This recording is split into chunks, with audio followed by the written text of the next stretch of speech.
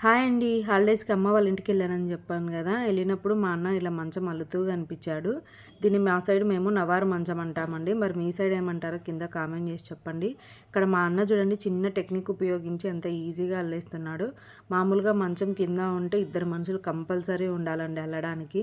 మా అన్న మంచాన్ని నిలబెట్టి పైన తాడుంటే దానికి కట్టేశాడండి. సో, ఈజీగా ఒక్కరే అల్లేయొచ్చు మంచాన్ని.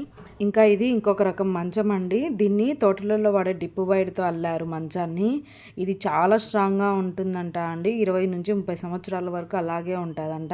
ఎండలో పెట్టకుండా కొద్దిగా జాగ్రత్త వాడితే ఇంకా కొన్ని సంవత్సరాలు వస్తదంట.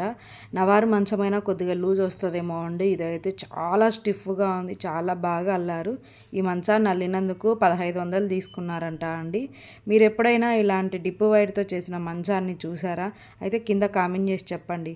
వీడియో నచ్చితే లైక్ చేయండి. అలాగే ఫస్ట్ టైం చూస్తున్నట్లయితే సబ్స్క్రైబ్